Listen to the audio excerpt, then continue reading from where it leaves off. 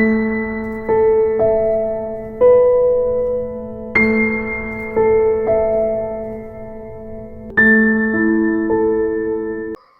மூணு anatomical terms பார்த்தோம்.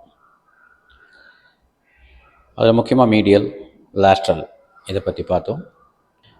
Anterior, posterior அதை பற்றி பார்த்தோம். இதில் நம்ம இன்றைக்கி என்ன பார்க்கலாம் அப்படின்னா சுப்பீரியர், இன்ஃபீரியர். இதுவுமே எதுக்கு யூஸ் பண்ணுறோம்? ஒரு ஆர்கனை எங்கே இருக்குது, லொக்கேஷன், ரிலேஷன்ஷிப்க்கு மேலே இருக்குது, எதுக்கு கீழே இருக்குது, இப்படியெல்லாம் சொல்லுவோம் இல்லையா. Today's words R superior and inferior. So when I say superior and inferior, இப்போ முதல்ல மீடியல், லேட்ரல்னு பார்க்கும்போது மிட்லைன் அப்படின்னு ஒரு லைனை பேஸ் பண்ணி பார்த்தோம். அதாவது ஒரு இமேஜினரி லைன் சஜிட்டல் பிளேனில் பாடியை லெஃப்ட்டு ரைட்டு அப்படின்னு பிரிச்சுக்கிற லெவலில் கொண்டு வந்து வச்சுக்கிட்டு அந்த மிட்லைன் பக்கத்தில் இருக்கிறதெல்லாம் மீடியல், அந்த மிட்லைனை விட்டு கொஞ்சம் விலகி இருக்கிறது லேட்ரல் அப்படிங்கிற மாதிரி பார்த்தோம். அப்போது அந்த இடத்துல என்ன பிளேன் யூஸ் பண்ணோம்? சஜிட்டல் பிளேனை பேஸ் பண்ணோம். அதே மாதிரி இதில் என்ன பிளேனை பேஸ் பண்ணி பார்க்கலாம் அப்படின்னா டிரான்ஸ்வர்ஸ் ஆர் ஹொரிசாண்டல் பிளேன் அப்படின்னு எடுத்துக்கலாம். டிரான்ஸ்வர்ஸ் அப்படிங்கிறது என்ன? ஒரு பார்ட்டை மேலே கீழே பிரிக்கிறதுக்கு நம்ம தரைக்கு பேரலாக அப்படி ஒரு லைனை போட்டோம்னா இந்த லைனுக்கு மேலே இருக்கிற பாகம் இந்த லைனுக்கு கீழே இருக்கிற பாகம் அப்படின்னு பார்க்கலாம். இப்போ இதுக்கும் அதுக்கும் என்ன வித்தியாசம் அப்படின்னா அதில் மிட்லைன் அப்படிங்கிறது ஒரு லைன் தான் போட முடியும். லெஃப்ட்டு ரைட்டு ஈக்குவலாக பிரிக்கணும் அப்படின்னா ஒரே ஒரு லைன் தான், அது மிட்லைன்.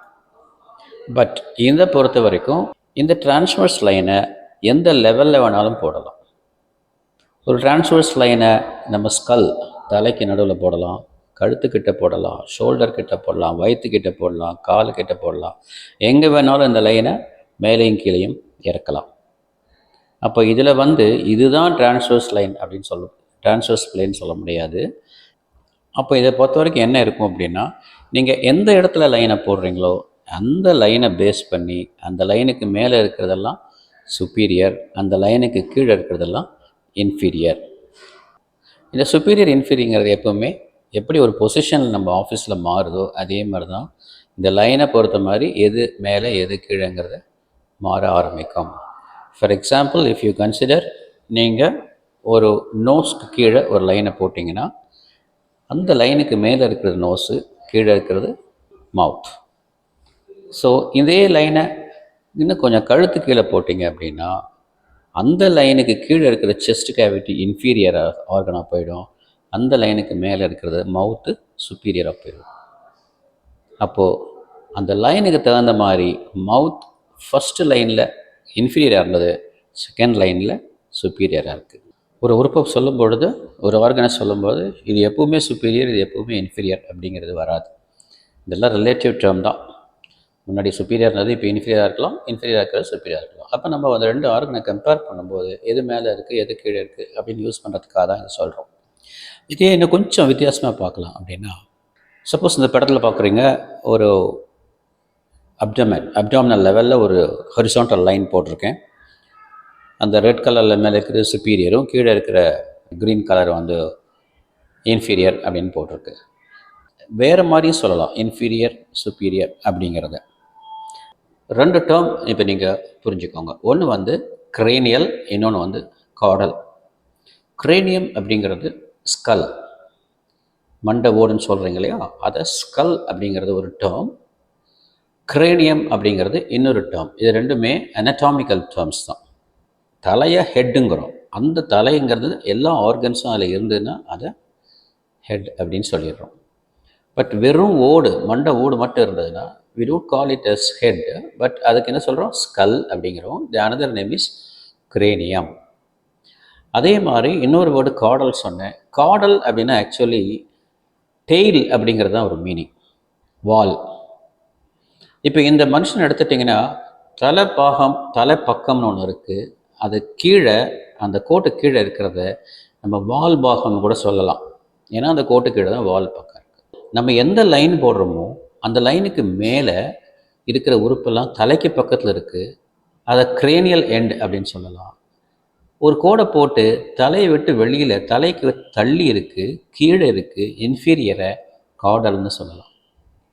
ஸோ இந்த டேர்முமே வந்து ஒரு அனட்டாமிக்கல் டைரக்ஷனல் டேர்ம் தான். சுப்பீரியர் அப்படிங்கிறத கிரேனியல்னு சொல்லலாம், இன்ஃபீரியர் அப்படிங்கிறத கார்டல்னு சொல்லலாம். So this is how we describe an organ. Okay, so இந்த 2 டெர்மினாலஜியும் தெரிஞ்சுக்கணும் நீங்கள். அடுத்த 2 டெர்மினாலஜி ப்ராக்சிமல் அண்ட் டிஸ்டல்.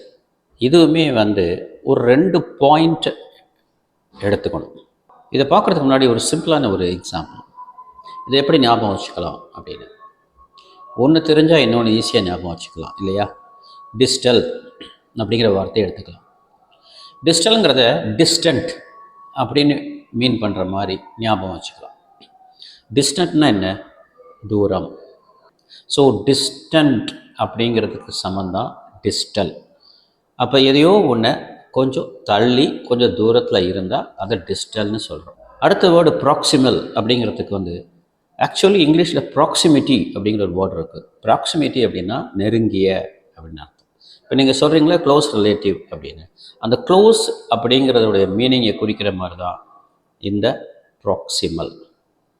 அப்போ உங்களுக்கு என்ன புரிஞ்சிருச்சு? பக்கத்தில் இருந்தால் ப்ராக்சிமல் க்ளோஸ், டிஸ்டன்ஸில் இருந்தால் டிஸ்டல் தள்ளி இருக்கிறது அப்படிங்கிறது தெரிஞ்சிச்சு. இப்போ இந்த மாதிரி ஒரு உறுப்பை எடுத்துக்கிட்டு இந்த ஒரு உறுப்பில் ஒரு சைடு பக்கத்தில் இருக்குது, இன்னொரு சைடு தூரத்தில் இருக்குது அப்படின்னு நினச்சிக்கலாமா? ஒரு சிம்பிளாக ஒரு எக்ஸாம்பிள் சொன்னோன்னா, இப்போ உங்கள் லெஃப்ட் ஹேண்டோ ரைட் ஹேண்டோ அந்த கையை உங்கள் உடம்போடு ஒட்டி வச்சுருக்கீங்க. அந்த கம்பியை அப்படியே மேலே உங்கள் ஷோல்டர் லெவலுக்கு நீட்டுறீங்க. இப்போ நீட்டும் பொழுது என்ன ஆகுது அப்படின்னா, உங்களுடைய ஷோல்டர் ஒட்டி இருக்கிற அந்த போன் ஹியூமரஸ் அது உங்கள் தோளோடு ஒட்டி இருக்குது. உங்களுடைய கை உங்கள் தோலை விட விலகி தூரத்தில் இருக்குது. அப்போது இந்த ஷோல்டர் எங்கே ஆரம்பிக்குது? அந்த இடத்துல கை ஆரம்பிக்குது. அந்த ஆரம்பிக்கிற இடத்த நம்ம ப்ராக்சிமல் அப்படின்னு சொல்லலாம். நம்ம உள்ளங்கை விரல்கள்லாம் தூரத்தில் தள்ளி இருக்குது, அதை டிஸ்டல் அப்படின்னு சொல்லலாம். ஸோ இந்த கையை கம்பேர் பண்ணிங்க அப்படின்னா ஷோல்டர் வந்து ப்ராக்சிமல், நம்மளுடைய ஹேண்டு டிஸ்டல். இப்போ நீங்கள் கேட்கலாம், ப்ராக்சிமல்னு சொல்கிறீங்க, பக்கத்தில்ங்கிற மீனிங்கில் வருது, எதுக்கு பக்கத்தில் அப்படின்னா, கை ஆரம்பிக்கிறது தான் பக்கம், அந்த கை முடிகிற இடம் தூரம். இன்னும் கொஞ்சம் சொல்லணும்னா, இந்த கை எங்கேருந்து ஆரம்பிக்குது? செஸ்ட் கேவிட்டி, நம்மளுடைய செஸ்ட்டு அங்கே தான் ஆரம்பிக்குது. அப்போ இப்படி சொல்லலாமா? இந்த செஸ்ட் கேவிட்டி அதுக்கு பக்கத்தில் இருக்கிறது ப்ராக்சிமல், இந்த செஸ்ட் கேவிட்டி ரொம்ப தூரமாக இருக்கிறது டிஸ்டல். ஸோ இந்த கையை வச்சு ப்ராக்சிமல் டிஸ்டன்ஸ்னு முடிவு பண்ணிட்டோம்.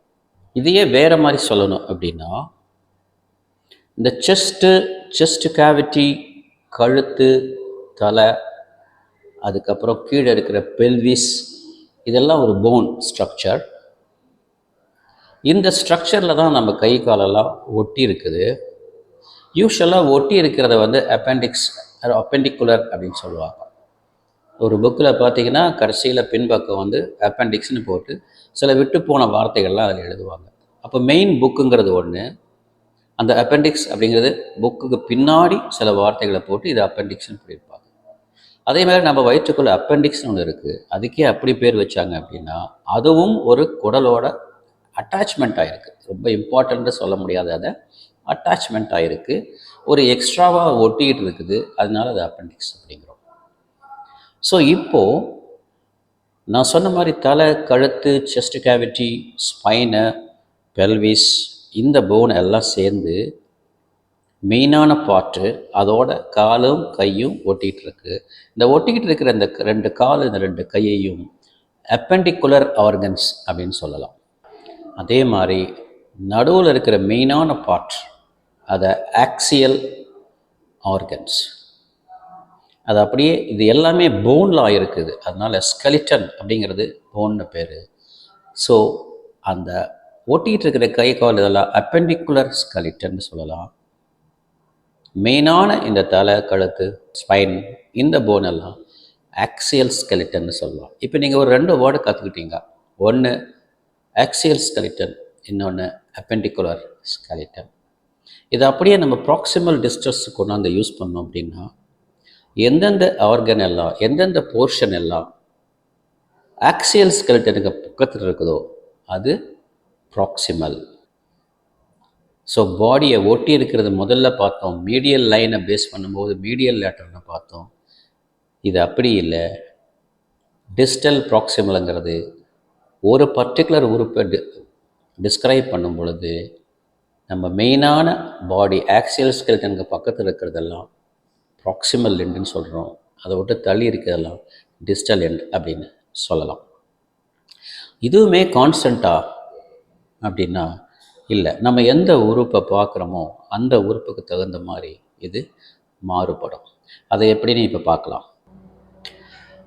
ஓகே, இன்னொரு ஸ்பெசிஃபிக்கான கொஞ்சம் டீப்பான ஒரு எக்ஸ்ப்ளனேஷன் கொடுக்குறேன். அதையும் பார்த்துட்டிங்கன்னா கம்ப்ளீட்டாக ஒரு தரவு நாலேஜ் உங்களுக்கு இதில் கிடைக்கும். ஆனால் ஒரு போன், அந்த போனுடைய ரிலேஷன்ஷிப்பை வச்சு, அதனுடைய லொக்கேஷனை வச்சு ப்ராக்சிமல் டிஸ்டல் எதுன்னு இதில் பார்க்கலாம். இப்போ நீங்கள் பார்க்குறது ஹேண்ட். இந்த ஹேண்டில் மேலே இருக்கிறது ரிஸ்ட் ஜாயிண்ட். அந்த ரிஸ்ட் ஜாயிண்டில் 2 மேலே போன் இருக்குது. ஒன்று ரேடியஸ், இன்னொன்று அல்னா. அதுக்கு கீழே குட்டி குட்டி போன்ஸாக இருக்குது. இந்த போன்ஸ் எல்லாத்துக்கும் கலெக்டிவாக ஒரு பேர் இருக்குது, கார்பல் போன் அப்படின்னு பேர். அந்த குட்டி குட்டி போனுக்கு அதுக்கப்புறம் பார்த்தீங்கன்னா கொஞ்சம் லென்த்தாக கொஞ்சம் ஸ்ட்ராங்கான ஒரு 5 போன் இருக்குது. அது மெட்டா கார்பல் போன். அந்த மெட்டாகார்பல் போனுக்கு தள்ளி இன்னும் கொஞ்சம் கீழே பார்த்தீங்க அப்படின்னா அதை விட சின்ன சின்ன போனாக 3 போன்ஸ் இருக்குது. இது எல்லாமே ஜாயின்ட்ஸ். இதெல்லாம் நம்ம ஃபிங்கருக்குள்ளே இருக்கிற ஜாயிண்ட். இந்த போன்ஸ் எல்லாத்துக்கும் ஃபலாஞ்சஸ் அப்படிங்கிறது பேர். மேலே இருக்குது ரேடியஸல்னா, அப்புறம் கார்பல் போன், அப்புறம் மெட்டாகார்பல் போன், அப்புறம் ஃபலாஞ்சஸ். இதுதான் இந்த பிக்சரில் நீங்கள் தெரிஞ்சுக்க வேண்டிய நியூ டெர்மினாலஜி. ஃபைன். இந்த போன்ஸை வச்சு எது ப்ராக்சிமல் எது டிஸ்டல் அப்படிங்கிறத வச்சு ஒன்று பார்க்கலாம். ஓகே, அதே சேம் பிக்சர் தான் இப்போ உங்களுக்கு கொஞ்சம் விளக்கமாக சொல்லலாங்கிறதுக்காக இந்த கலர்ஃபுல் பிக்சர். அது அப்சைட் டவுன் இருந்தது இப்படி இருக்கு. ஸோ இதுலேயும் அந்த கீழே இருக்கிறது ரேடியல் அல்னா, நடுவில் இருக்கிறது கார்பல், அந்த பச்சை கலரில் இருக்கிறது மெட்டாகார்பல், அந்த சிவப்பு கலரில் இருக்கிறது ஃபலாஞ்சஸ், ஆரஞ்சு கலரில் இருக்கிறது ஃபலாஞ்சஸ், அதுக்கப்புறம் அந்த மஞ்சள் கலரில் இருக்கிறது ஃபலாஞ்சஸ். ஸோ இதெல்லாம் ஃபலாஞ்சஸ் அப்படின்னு சொல்கிறோம். இப்போ நம்ம இந்த ஃபலாஞ்சஸை மட்டும் எடுத்துக்கலாம். அந்த 3 போன் முன்னாடி இருக்கிறது. இதில் நம்ம உடம்பை விட்டு ரொம்ப தள்ளி இருக்கிறது எது? அந்த மஞ்சள் கலர் ஃபலாஞ்சஸ். அதுக்கு கொஞ்சம் முன்னாடி இருக்கிறது ஆரஞ்சு கலர். அதுக்கு கொஞ்சம் முன்னாடி இருக்கிறது ரெட் கலர். ஸோ இந்த 3 ஃபலாஞ்சஸையும் நம்ம ப்ராக்சிமல் டிஸ்டலில் யூஸ் பண்ணோம் அப்படின்னா, ரெட்டு ரிஸ்ட்டுக்கு பக்கத்தில் இருக்குது, அதாவது நம்ம மெயின் பாடிக்கு பக்கத்தில் இருக்குது. அதனால் ரெட் ப்ராக்சிமல் ஃபலாஞ்சஸ்ன்னு சொல்லலாம். அதுக்கடுத்து இருக்கிறது இந்த மிடில் ஃபலாங்ஸ் இருக்குது இல்லைங்களா, அந்த மிடில் ஃபலாங்ஸ் அந்த ரெட்டுக்கு முன்னாடி இருக்குது, அதனால் அதை டிஸ்டல்னு சொல்லலாம்.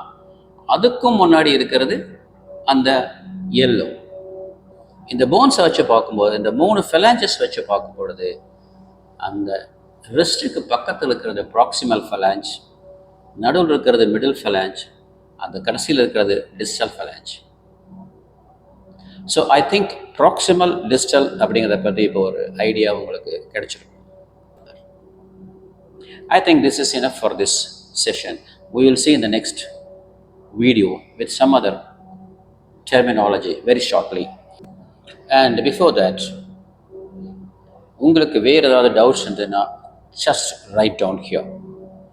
If you want to clarify any doubt, and if you want me to take some other topic also, you can ask.